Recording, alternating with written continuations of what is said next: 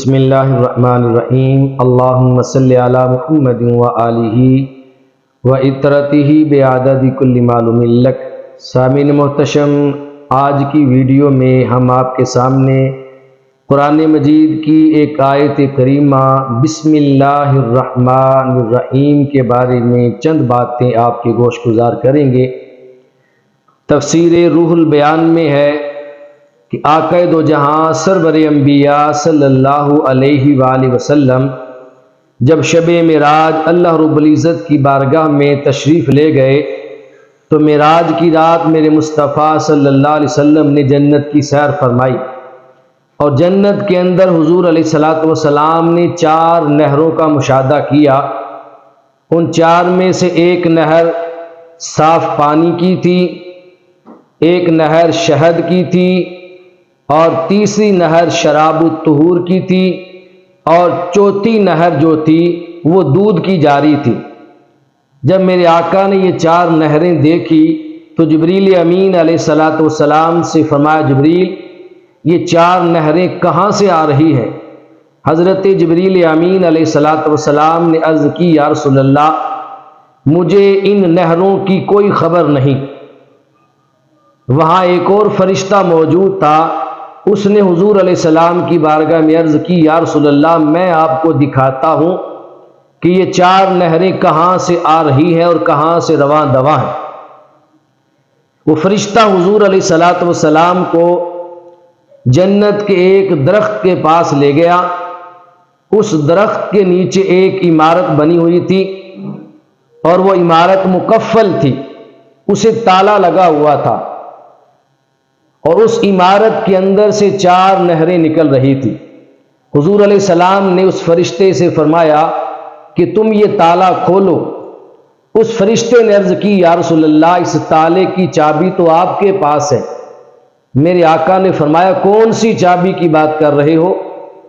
تو اللہ کے اس فرشتے نے کہا، یا رسول اللہ اس تالے کی چابی ہے بسم اللہ الرحمن الرحیم۔ میرے مصطفیٰ صلی اللہ علیہ وآلہ وسلم نے بسم اللہ الرحمن الرحیم پڑھ کر اس تالے کو اپنا ہاتھ مبارک لگایا۔ ہاتھ لگنے کی دیر تھی کہ تالا کھل گیا، دروازہ کھلا، اور میرے مصطفیٰ اندر تشریف لے گئے۔ اندر جا کر دیکھا تو اس بند کمرے کی 4 دیواروں پر بسم اللہ الرحمن الرحیم لکھا ہوا تھا۔ جب آقا دو جہاں صلی اللہ علیہ وسلم نے دیکھا تو بسم اللہ کی میم سے پانی کا چشمہ اور پانی کی نہر جاری تھی، اور لفظ اللہ کی ہا سے دودھ کی نہر جاری ہو رہی تھی، اور لفظ رحمان کی میم سے پاکیزہ شراب کی نہر جاری ہو رہی تھی، اور لفظ رحیم کی میم سے شہد کی نہر جاری تھی۔ یہ 4 نہریں بسم اللہ الرحمن الرحیم سے جاری تھی۔ جب محبوب علیہ السلام نے اس کا مشاہدہ فرمایا تو اللہ کی بارگاہ سے آواز آئی، میرے محبوب یہ جو 4 نہریں بسم اللہ الرحمن الرحیم سے جاری ہیں، اللہ تبارک و تعالی یہ 4 نہریں آپ کے اس امتی کو عطا فرمائے گا، اور آپ کا وہ امتی ان کا مستحق ہوگا جو بسم اللہ الرحمن الرحیم پڑھا کرے گا۔ تو دیکھیں بسم اللہ الرحمن الرحیم کی اللہ رب العزت کی بارگاہ میں کتنی برکت اور کتنی اہمیت ہے۔ ہمیں چاہیے ہر کام سے پہلے بسم اللہ الرحمن الرحیم لازماً پڑھیں۔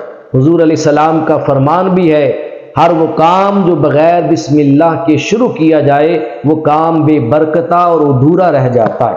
کوئی بھی کام ہو، کوئی بھی بات ہو، کوئی بھی فعل ہو، آپ نے ہر کام کو اللہ رب العزت کے نام سے اور بسم اللہ الرحمن الرحیم سے شروع کرنا چاہیے۔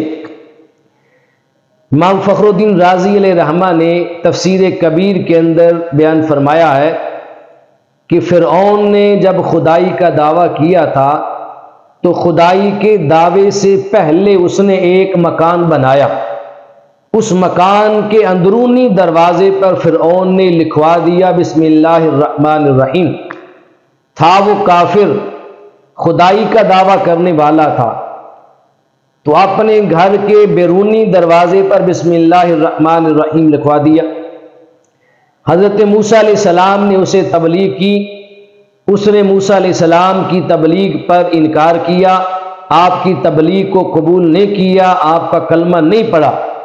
جب کلمہ نہیں پڑھا تو حضرت موسیٰ علیہ السلام نے اس کے خلاف بد دعا کی، اللہ کی بارگاہ میں ہاتھ اٹھائے تو اللہ رب العزت کی بارگاہ سے پیغام آیا، میرے موسیٰ، یہ فرعون جس نے خدائی کا دعویٰ کیا ہے اور تیری بات کو ٹھکرایا ہے، یہ تھا تو اسی لائق کہ اسے عذاب دیا جائے، لیکن اس کے دروازے پر میرا نام لکھا ہے اور بسم اللہ الرحمن الرحیم لکھا ہے، جس کی وجہ سے میں اسے عذاب نہیں دے رہا۔ یہی وجہ ہے کہ جب فرعون پر عذاب آیا تو فرعون پر عذاب فرعون کے اپنے گھر اور محل میں نہیں آیا تھا۔ فرعون کو جب عذاب دینا تھا تو گھر سے نکالا گیا اور گھر سے نکال کر دریا پر لایا گیا اور دریا میں لا کر اسے عذاب دے کے دریا میں ڈبویا گیا۔ تو اندازہ لگائیں، اگر کافر کے گھر پر اللہ کا نام اور بسم اللہ الرحمن الرحیم لکھی ہو تو کافر کا گھر عذاب سے بچ جاتا ہے، اس بندہ مومن کی کیا شان ہوگی کہ جس کے دل و زبان پر شب روز اللہ کا ذکر ہو اور بسم اللہ الرحمن الرحیم ہر کام کی ابتدا سے پہلے جاری ہوتی ہو۔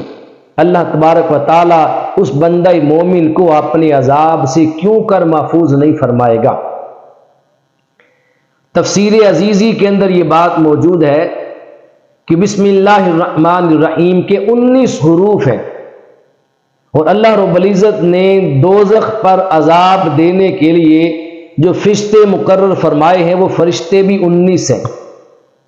بسم اللہ الرحمن الرحیم کے حروف کی تعداد بھی 19 اور دوزخ میں عذاب دینے والے فرشتوں کی تعداد بھی 19 ہے۔